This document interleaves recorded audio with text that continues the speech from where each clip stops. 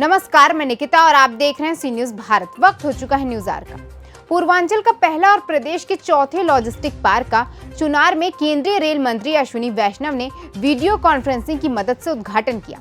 केंद्रीय राज्य मंत्री और मिर्जापुर से सांसद अनुप्रिया पटेल के प्रयासों से इस लॉजिस्टिक पार्क का उद्घाटन आज हो सका है। इस मौके पर केंद्रीय रेलवे मंत्री अश्विनी वैष्णव ने कहा कि लॉजिस्टिक पार्क के खुल जाने से पूर्वांचल के जनपदों के साथ ही कई अन्य जनपदों को उनके उद्योग से जुड़े वस्तुओं को देश के कोने कोने तक भेजने में सहयोग मिलेगा।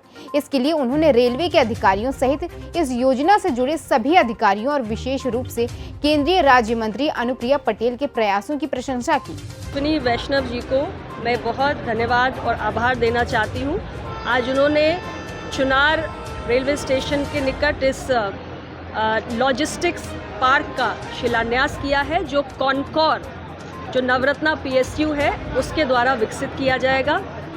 कॉनकॉर द्वारा ये जो लॉजिस्टिक्स पार्क बनाया जा रहा है, इसके आने के बाद यहाँ पर 400 कंटेनर्स की सुविधा होगी, जिसमें 10 रीफर कंटेनर्स होंगे।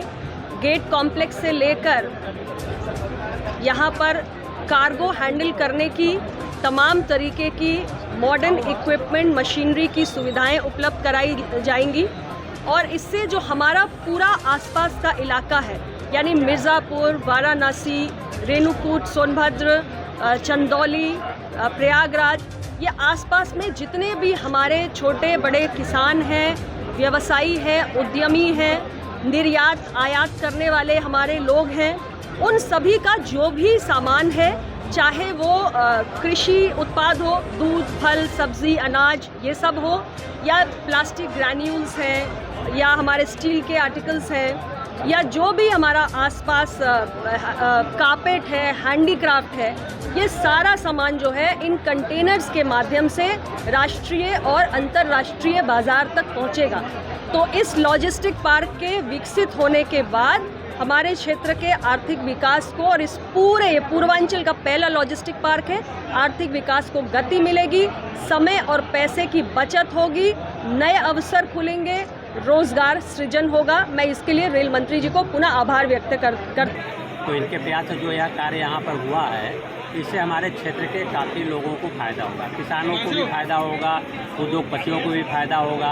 यहाँ से विदेश जाने के लिए कंटेनर आसानी से उपलब्ध होंगे। यहाँ पर जो हमारे ज़िले में टमाटर वगैरह की खेती बहुत ही बड़े पैमाने पर किसान करते हैं और उसका जो समय पर नहीं बिक्री होने से उनको नुकसान होता था। ये होगा कि यहाँ से निर्यात करने के लिए आसानी हो जाएगा माल भेजने के लिए। और बहुत ही ऐतिहासिक चुनार में मिट्टी का बर्तन का निर्माण बहुत वर्षों से होता रहा है। साधन उपलब्ध न होने से विदेशों में निर्यात नहीं किया जा सकता था।